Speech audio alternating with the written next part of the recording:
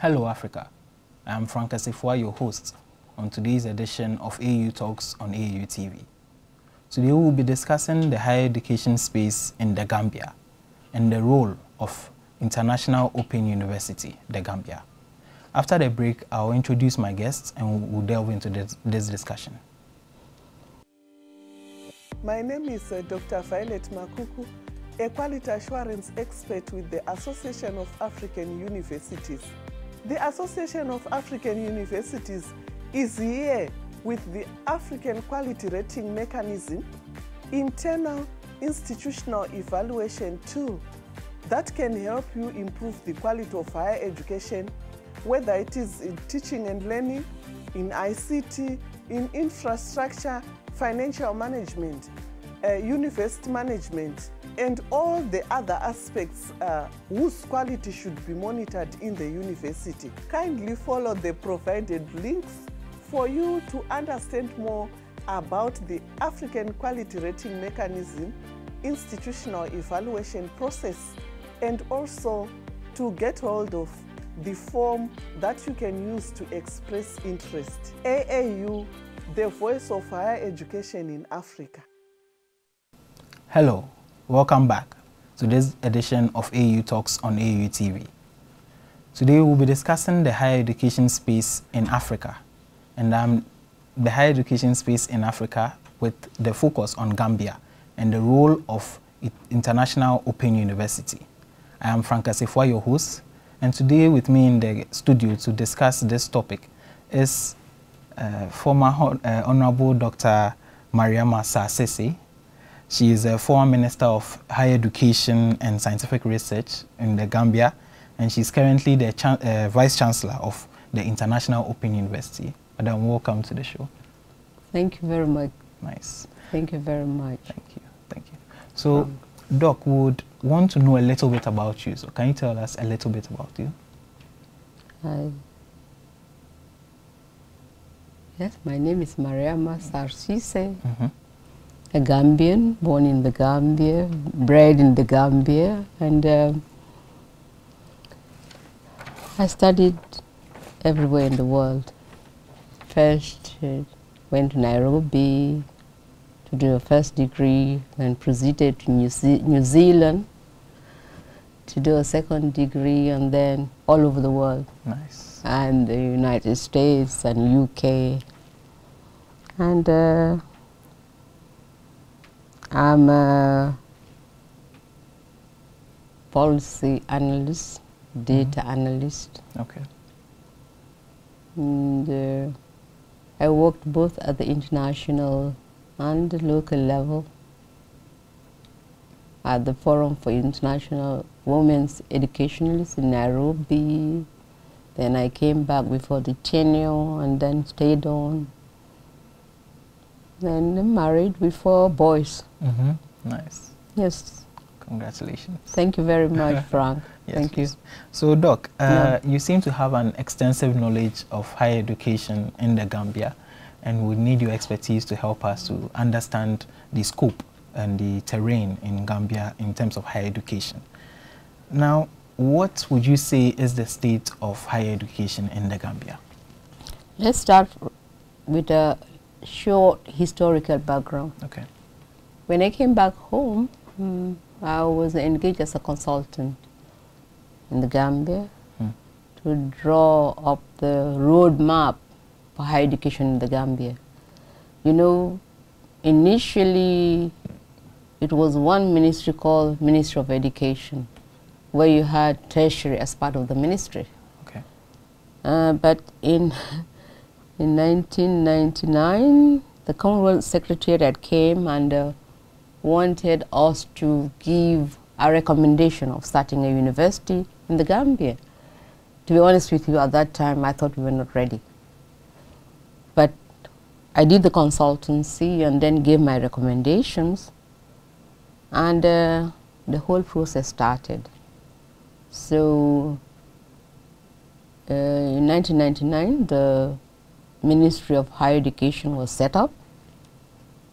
And lately, when I came back home, I was given the consultancy to develop the roadmap for the country. And with that roadmap, we really try to set up the ministry proper. It still needs some time for perfection, as all processes are, but at the same time, at least it led to the Higher Education Act and policy.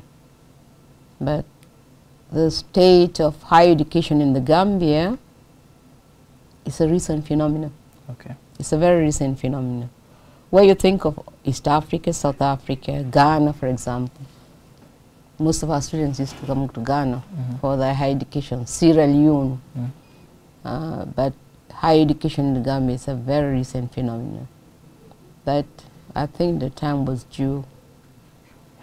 And the advent of International Open University, formerly the Islamic Online University, in 2013, has been a valuable addition, a valuable input into higher education space in the Gambia. Because here was what we now call the International Open University Gambia, because it's registered in the Gambia, trying to widen, facilitate the access for Gambians to higher education. Okay. Because up to now, you know, whereas other continents are moving forward, we have only a 5% participation rate in higher education. We're not even talking about the nitty-gritties of female participation. And there were some studies carried in the past where it was being stated that until we make an input of 6% of the GDP into higher education, then the road to development will have many bottlenecks. Okay. But higher education, we had the University of the Gambia from 1999 to date. But private higher education, such as the Islamic Online University, is also making a significant input into access to higher education in the Gambia. Okay. Yes. Yeah. That's the higher education space with about 8 universities, including the national and only university in the Gambia. And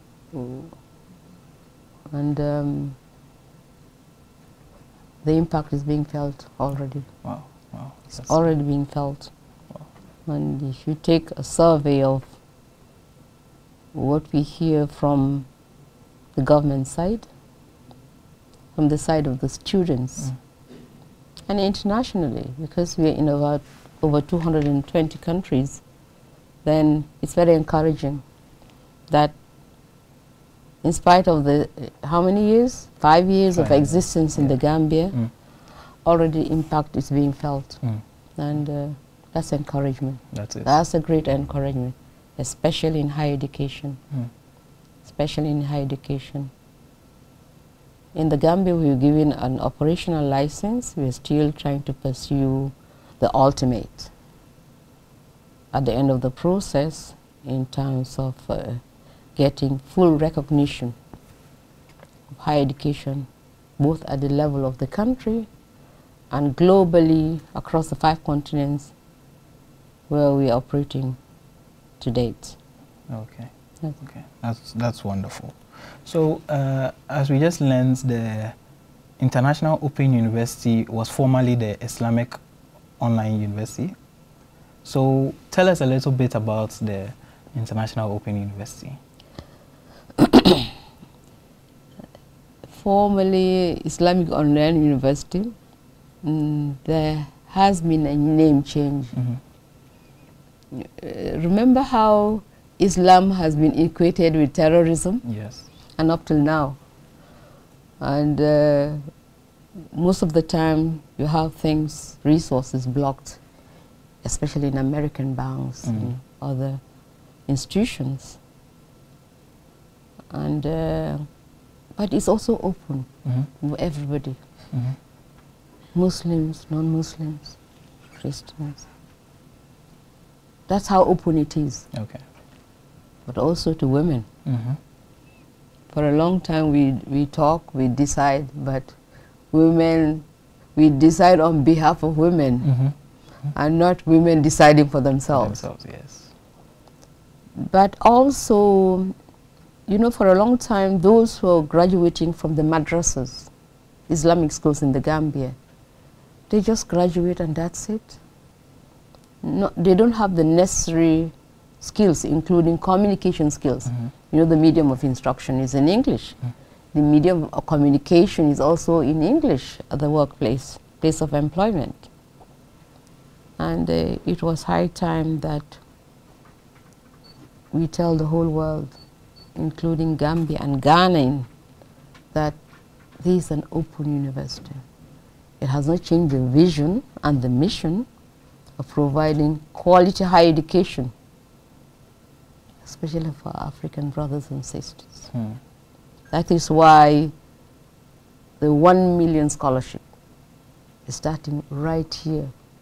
If we could do the 1 million scholarships for Africa, to get our youths, male and female, out of these doldrums of poverty, then I think AAU would have done a great job, a great feat in terms of higher education contribution to development, to socio-economic development, to also alleviating the poverty levels of this continent. Unfortunately, we just talk day in, day out. For God's sake, let's do something. And we believe the strategic partnerships, such as AAU, Association of African Universities, can really lead that motherly chord to help realize this very, very important partnership. Ghana is one of the significant countries that we're really banking on. And they're doing a great feat in terms of, one, the enrollments here are quite significant. 2, we have efficient people, the country rep is here. The other partners in Ghana are also very encouraging in terms of the proffered proposed support we're prepared to give to AAU. It's simply encouraging. Wow. And where there is hope, we are hope. all hopeful.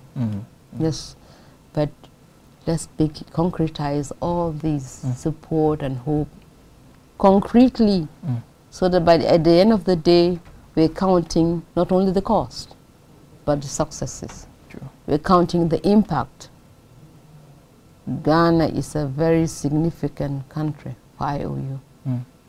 Because when you even talk about the 1 million scholarship, it's being co-hosted by 2 country reps. You know, we have country reps. For each country, there's a country rep. But we have the Gambian country rep and the Ghanaian country rep, Samudin. And they're really doing very well in coordinating the 1 million scholarship for Africa. Wow. Yes. Seems you have a very capable group that is really helping to further the interest of International Open University. Now, you mentioned the 1 million scholarship about twice, so we'd like to know in detail what exactly it is. It's the goal is to award 1 million scholarships by the year 2030. Okay. The SDGs is when? 2035? 2035, yes. And you're looking forward and prepared to, and taking action as well in terms of awarding these scholarships. It is a process. They get screened. We make sure that they have what it takes to be awarded the scholarships. One, the entry requirements to be followed. At least you should have at least 5 credits at WAS, that's West African Exams, School Certificate Exams, which we share, yes, Ghana, Nigeria, Sierra Leone, Gambia, and Liberia. And at least you should include English language and mathematics. Okay. Although these are entry requirements for students entering university all over the world, but it's more so a way of also ensuring quality. Because I don't think people do realize the importance of maths and English. They think if you're doing history, yes, you'll have math. You need to have English. If you're doing the sciences or anything, you need to do maths. But any student pursuing any degree in any university or an institution of higher learning does need communication skills, but does need analytical skills too. True. If you have those sharp precision skills, you do very well any discipline that you decide to pursue in the future. Wow. For potential university students. But it's a must. Although we are having real challenges to get the numbers that are required to fulfill this goal of 1 million scholarship, African scholarship, if we follow the requirements very strictly, and we're trying to follow because it's quality higher education, and we cannot compromise quality. True. What we do in terms of trying to regulate, to address some of the challenges that are preventing potential scholarship holders, students, to get maths and English to acquire this scholarship is our collective responsibility. Yes. And that's what we look forward to. Ghana being a key player in this whole million scholarship, and the AAU for that matter. That's a mother. And you know what it does. Yes. But by and large, this 1 million scholarship, we're already in 10 countries. Gambia, Ghana, Sierra Leone, Kenya, Uganda, 10 to start with. But so far, only 50% of this 10 is functional, fully functional. And we hope to make a dent, a significant difference in terms of these scholarships having an impact in the lives of the poor who cannot afford higher education. That's fine. That's really commendable. So more information about this million scholarship would be on the Islamic University website. It is on the Islamic website, International Open University website. Yes. It's still in the process of changing the websites and the other processes. But we've been to the Minister of Education this morning, and we are yet to formally hand over this millions African scholarship to the Ghana government. Yes, since he's the Minister of Education, yes, please. The country rep will follow it up, and we'll do the formal presentation. But that's the details are also on the website. The processes, the procedures. What the help desk is also helping, but in Ghana, your country rep is the best person to contact. But it's also put it on the website so that for everybody to have access to and clear on the information required. True. Yeah. True. Okay, so we see that you are the former Minister for Higher Education and Scientific Research in the Gambia. So I was wondering some of the policies that were enacted, even though you briefly mentioned on about 2 of them, would like to know some of the policies that were enacted to help rapidly develop the higher education space in Gambia? As you said, as you just mentioned, that it has really grown very rapidly in the past 5 years. Thank you, Frank. What we initially did, as I mentioned earlier, was we developed the roadmap as a consultant. And then from there, the policy on higher education is not a perfect policy, but at least a framework within which we can work. Okay. What didn't come out very extensively in that policy was private higher education. And this is what is leading us to now International Open University Gambia. That policy did for now, since that policy we had declared 2012 as the year of science and technology in the Gambia. Some work was done, not extensively though, as one would have expected. And it seemed to have picked up quite recently, where they're really trying to focus on science and technology. Yes, science and technology is important for any country, but it's not the be and end of it all. Science, technology, you have the social sciences. If you want to work in a very stable manner, you have to work on legs that they can carry the equal weight of the body. True. Yes, we have science and technology. That year we thought we will focus on science and technology, especially girls in science and technology, but with particular reference to SMT, especially maths and engineering. 2003, I was very amazed.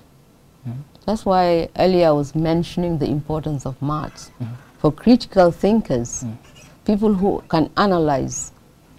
I went to Uganda, we had a science fair there, and you know, you learn every 3 days.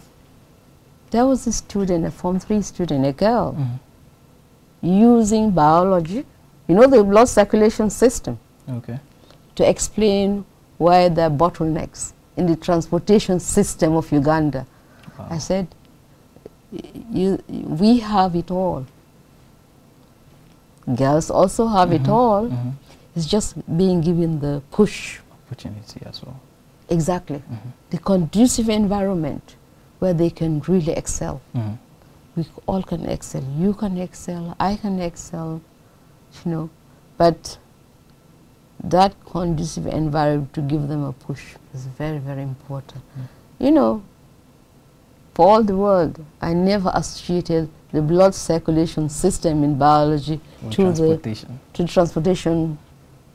I said to myself, well, now I've realized it's not for science for the sake of science, but science for the sake of analyzing your own world to make it a better world, a peaceful world, a world of coexistence, a world where we can tolerate each other, but work with that vision. Yes. That's nice. So you seem to have a lot of interest in students and how they can turn out to be model citizens for the continent. And that, in effect, will help the whole continent to also grow. So what kind of impact or push do you give to students to enable them to be entrepreneurial in their thinking and be able to be critical thinkers so that they can make better decisions and help out? You know, in everything there are what they call facilitators. We keep on saying the education system is not working. But who manages, who administers the education system? Facilitators. But we also need an input. It's a collective responsibility where the participatory process of reflection, planning, analyzing, forecasting, implementing, monitoring and evaluation can have a whole impact. It's unfortunate that the world, this continent in particular, I mean, apart from all these meetings that are being attended day in, day out, wouldn't just sit down and map it out themselves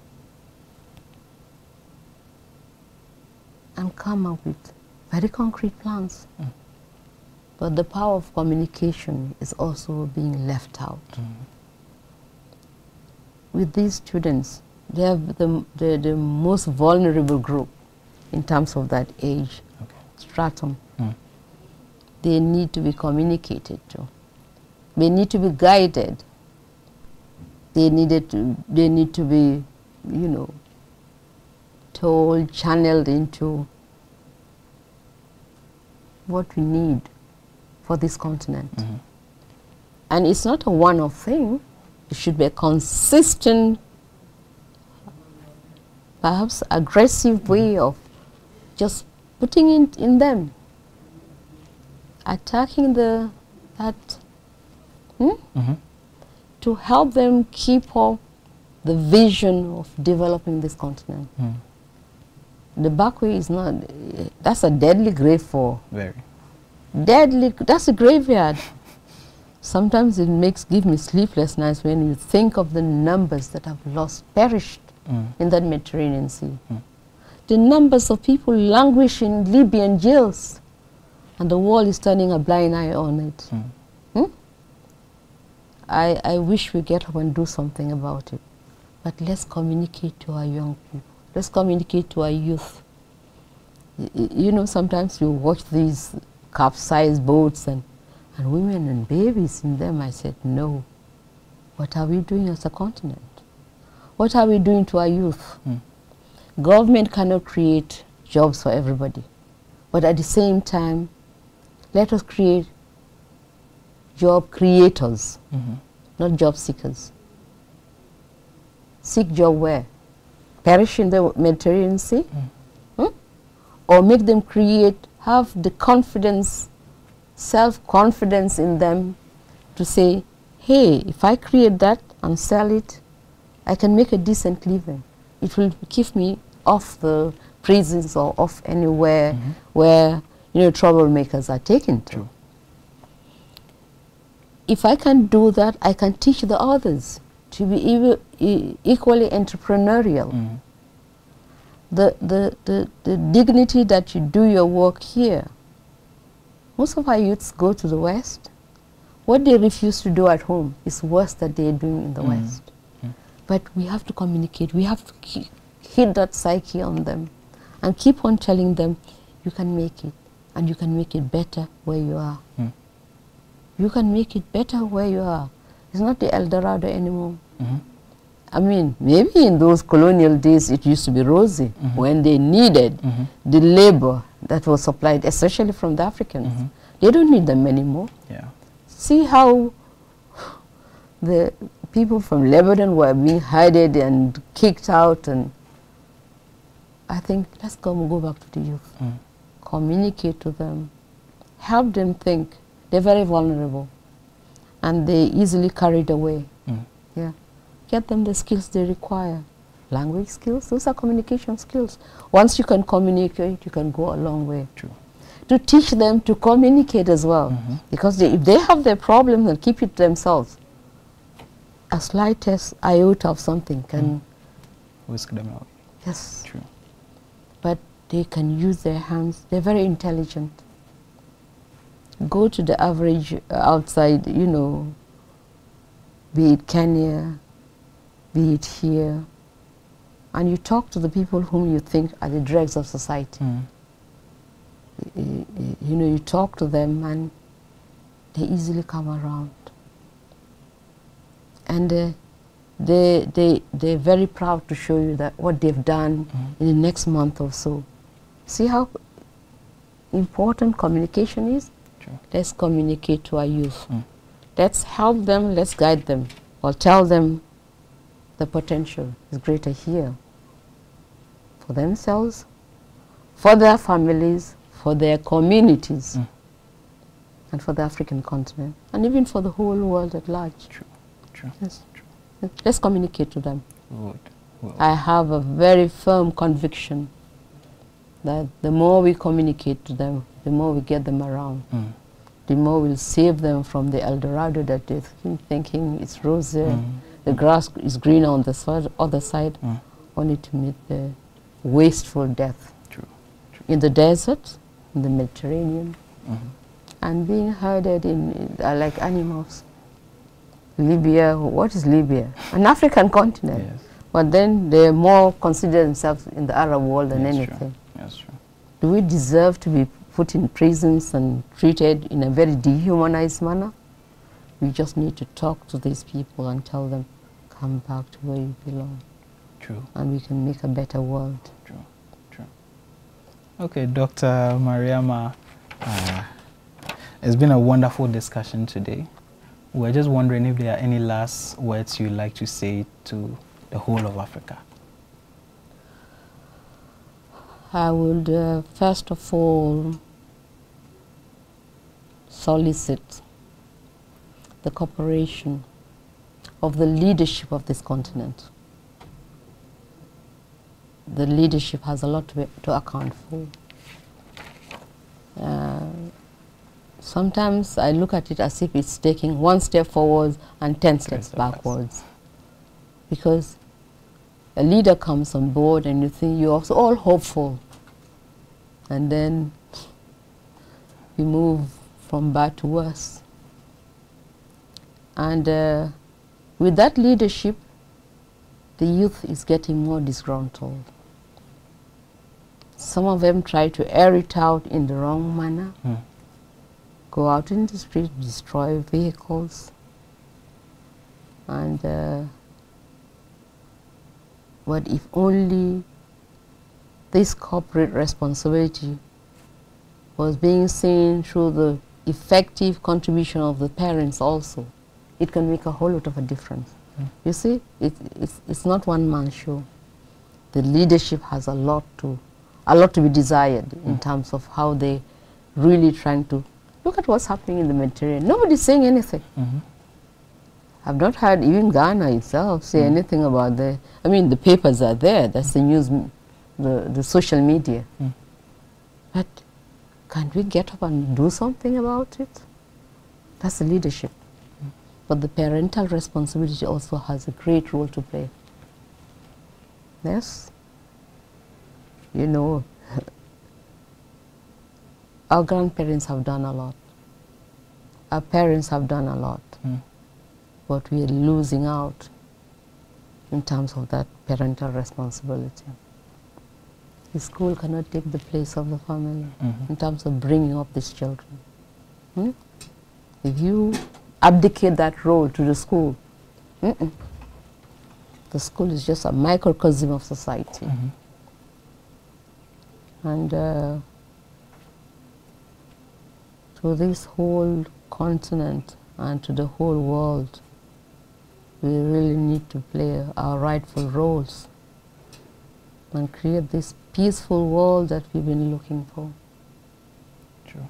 Yes, true. And we pray to God that it happens sooner than later to avoid the continuous loss of lives, of livelihoods, of parental links, of peaceful coexistence and all that it takes. But I'm still hopeful for the continent. Yeah, there is hope. I'm still hopeful for the continent. And it's not the continent alone. No one is free until everybody is free. True. You see, at some point they thought they don't need the migrants anymore. The migrants now came in to their backyard. True. Yes. The leadership also needs to know that it's a vicious cycle. Yes. So I think with the leadership and everybody taking their responsible, rightful roles, we can go back to the days that we've yearned for, biblically, Quranically. Yes. Thank you very much, Dr. Mariama Sarr Ceesay. It's been a pleasure to host you on this show. You've been able to help to enlighten us about the higher education's scope in Gambia, and we've been pleased to also learn about the International Open University. Thank you very much for being on this show. Thank you, Frank. Right. Thank you, Frank. Yes. So viewers, thank you very much for joining us for this edition of AAU Talks on AAU TV. We had a very wonderful discussion and seeing the higher education scope in the Gambia. And we hope to catch you on another episode of AAU Talks. For now, I would say bye, and we'll meet again later. Thank you. Thank you, Frank.